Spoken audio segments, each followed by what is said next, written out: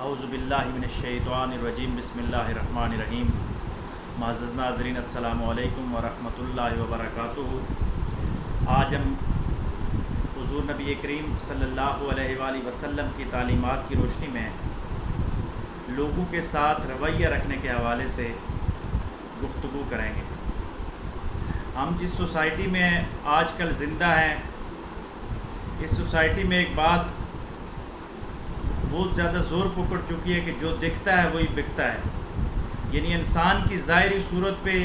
اس کے لباس پہ، اس کی شکل و صورت پہ، اس کے سٹیٹس کی وجہ سے اس کو عزت دی جاتی ہے، لیکن باطنی طور پہ نہ جانے کوئی انسان کتنے اعلیٰ درجات پہ ہے، اگر اس کا لباس کمزور ہے، کم قیمت ہے، کسی برانڈڈ کے اس نے کوئی لباس نہیں پہنا ہوا، یا اس کی ظاہری ٹیپ ٹاپ جو ہے وہ اتنی اچھی نہیں ہے، تو ہم اس کو اس طرح کی عزت نہیں دیتے۔ لیکن جب ہم بارگاہ رسالت مآب صلی اللہ علیہ وآلہ وسلم میں جاتے ہیں تو مسلم شریف کی حدیث ہے کہ حضور نبی کریم صلی اللہ علیہ وآلہ وسلم کا ارشاد مبارک ہے کہ آقا علیہ الصلوۃ والسلام نے فرمایا، جس کا مفہوم ہے کہ کسی کی ظاہری توانگری کی وجہ سے، ظاہری طور پہ اگر کسی کا کمزور لباس ہے، اس کی ٹھاٹ باٹ نہیں ہے، تو اس کو کمتر نہ جاننا۔ ہو سکتا ہے اللہ تبارک و تعالیٰ کی بارگاہ میں وہ اتنا زیادہ مقبول ہو کہ اگر وہ کسی چیز کے ہو جانے پہ قسم کھا لے تو اللہ تبارک و تعالیٰ اپنی تقدیر بدل دے اور اس کی قسم پہ اس جو کام چاہ رہا ہے وہ کام ہو جائے۔ لیکن بظاہر جن لوگوں کو ہم کچھ بھی نہیں سمجھتے، ہم ان کو اتنی عزت نہیں دیتے، ہم سٹیٹس نہیں دیتے، ہم رتبہ نہیں دیتے، حضور علیہ الصلوۃ والسلام فرما رہے ہیں کہ ہو سکتا ہے وہ آدمی باطنی طور پہ اس کیفیات کا مالک ہو، اس حد تک پہنچ چکا ہو کہ اگر وہ کسی کام کے ہونے کی قسم کھا لے تو اللہ تبارک و تعالیٰ اس کے کام کو پورا کرنے کے لیے اس کی قسم کو پورا فرما دے اور وہ کام ہو جائے۔ یعنی اس حد تک وہ مستجاب الدعوات اور اللہ کی بارگاہ میں اتنا مقبول آدمی ہے کہ وہ جو زبان کھولتا ہے تو وہ کام ہو جاتا ہے۔ ظاہری طور پہ مادی لوگوں کے اندر یا مادیت پسند لوگوں کے اندر تو یہ بات پائی جاتی تھی کہ جو دکھتا ہے وہ بکتا ہے، یعنی ظاہری جس کی شخصیت ہے، جس کی وجاہت ہے، جس کی پرسنالٹی ہے، جس کی اچھی پی آر ہے، جس کے اچھے ریلیشن شپ ہیں، جس کی برادری بڑی ہے، تو لوگ اس کی عزت کرتے تھے۔ لیکن بدقسمتی سے اس 21ویں صدی کے اندر جہاں گلوبلائزیشن کے اوپر مادیت اس حد تک چھا چکی ہے کہ مذہبی لوگ بھی مادیت کا شکار ہو چکے ہیں، اس کو افسوس ہی کہا جا سکتا ہے، ہماری بدقسمتی کہا جا سکتا ہے کہ آج کل مذہبی طبقے کے اندر، مذہبی لوگوں کے اندر، مذہبی جماعتوں کے اندر، مذہبی اجتماعات کے اندر اور ہمارے اسلامی جو محافل ہیں، اجتماعات ہیں، وہاں بھی جس آدمی کا ظاہری پروٹوکول ہوتا ہے، ظاہری شکل و صورت ہوتی ہے، ظاہری حیت ہوتی ہے، ظاہری طور پہ برانڈڈ لباس ہوتے ہیں، اس شخص کی زیادہ قدر کی جاتی ہے، اس کی زیادہ عزت کی جاتی ہے۔ دوسری طرف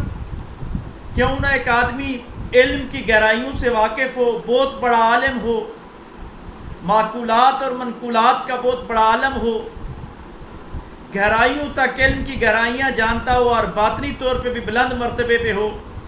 لیکن ہمارے مذہبی اجتماعات میں سٹیج پہ اس آدمی کو جگہ ملتی ہے جو ٹپ ٹاپ ہو کے آتا ہے، جو برانڈڈ سوٹ پہن کے آتا ہے، ہم اس کو عزت زیادہ دیتے ہیں۔ بلکہ معاف کیجئے گا، اب تو باقاعدہ مذہبی اجتماعات کے لیے میک اپ پہلے سے پروگرام ہوتے ہیں، لوگ جا کے بند سنور کے پروگرامات کے لیے تیار ہو کے جاتے ہیں۔ تو یہ مادیت کہاں سے ہمارے اسلام پہ آ گئی؟ ہمارے مذہبی اجتماعات کو تو اس سے بچنا چاہیے تھا، مذہبی لوگوں کو تو اس کے خلاف جہاد کرنا چاہیے تھا کہ سادگی جو ہے وہ ایمان کی علامت سمجھی جاتی ہے، اور ہمارے صوفیاء اکرام تو ظاہر کو نہیں دیکھتے تھے، وہ باطن کو دیکھا کرتے تھے کہ کس کا دل اللہ کے کتنے قریب ہے، کس کا دل کتنا صاف ہے، کس کا دماغ کتنا صاف ہے، کس کی سوچوں میں کتنی تطہیر ہے، اس آدمی کو زیادہ عزت دی جاتی تھی۔ معاشرے کے زوال کی سب سے بڑی علامت یہ ہوتی ہے کہ جب معاشرہ ظاہری ٹیپ ٹاپ، ظاہری پروٹوکول اور بناوٹی چیزوں پہ، مصنوعی حسن پہ جب چلا جاتا ہے تو وہ باطن کی ان گہرائیوں سے وہ معاشرہ ناآشنا ہو جاتا ہے، وہ باطن کی لذتوں سے محروم ہو جاتا ہے۔ اور آج ہم اس نیج پہ پہنچ چکے ہیں کہ ہم ظاہری طور پہ لوگوں کی رسپیکٹ کرتے ہیں، لیکن باطنی طور پہ جو باطنی مقامات سے لبریز لوگ ہوتے ہیں ان کی اتنی عزت نہیں کرتے۔ تو میں اپنے دیکھنے والے اور سننے والے تمام حضرات سے گزارش کروں گا کہ ہمیں اس رسم کو بدلنا چاہیے۔ اگر کوئی آدمی علم کی گہرائیوں سے واقف ہے، بہترین عالم ہے، اس نے اگر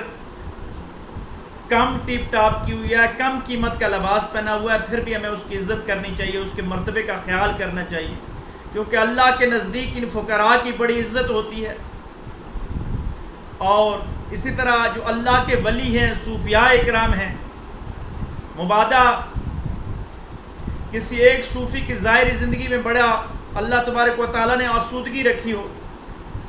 وہ ظاہری طور پہ اللہ نے اس کو بڑی سہولیات عطا کی ہوں، بڑا مال و متاع ہو، وہ اللہ کی راہ میں لگا رہا ہو تو بڑا اعلیٰ مقام ہے، لیکن دوسری طرف ایسا صوفی بھی ہو سکتا ہے، ایسا اللہ والا بھی ہو سکتا ہے جو اللہ کی آزمائش کی وجہ سے اور اللہ کے امتحان کی وجہ سے اسی پہ راضی ہے کہ اس کو ظاہری اسباب کم مہیا ہوئے ہیں، اس کے پاس مال و متاع کم ہے، اس کے پاس قیمتی گاڑی نہیں ہے، لیکن اللہ کے دوستی کے اور تقوی کے مقام پہ ہو سکتا ہے وہ اعلیٰ مرتبے پہ فائز ہو۔ تو جب بھی کسی کے ساتھ عزت کا معاملہ کریں تو اللہ جس کو عزت دیتا ہے اس کو عزت دینی چاہیے، لیکن اس کا حسن اخلاق، اس کا علمی معیار، اس کا تقوی، اس کا طہارت، اس کی باطنی مخلوقات کی جو دنیا ہے، ان تمام چیزوں کو مد نظر رکھ کے ہر انسان کو عزت دینی چاہیے۔ بلکہ صوفیاء تو یہ فرماتے ہیں کہ آدم کی کسی بھی اولاد کی تحقیر نہ کی جائے، تذلیل نہ کی جائے، کہ خدا ملتا ہے زمانے میں بیس بدل کے، کہ ہو سکتا ہے جس آدمی کو آپ سب سے کمتر جان رہے ہوں اللہ کے نزدیک وہی سب سے اعلیٰ ورفع ہو۔ تو اس لیے کوشش کریں، آج کے دن یہ عہد کریں کہ آج کے بعد ہم ہر انسان کی عزت کریں گے، جو بھی انسان ہے ہم اس کی عزت کریں گے اور عزت دیں گے اور عزت لیں گے۔ اللہ تبارک و تعالی ہم سب کو عزت کرنے اور عزت کروانے کی توفیق عطا فرمائے اور خیر کی باتوں کو آگے پھیلانے کی توفیق عطا فرمائے۔ وآخر دعوانا ان الحمد للہ رب العالمین۔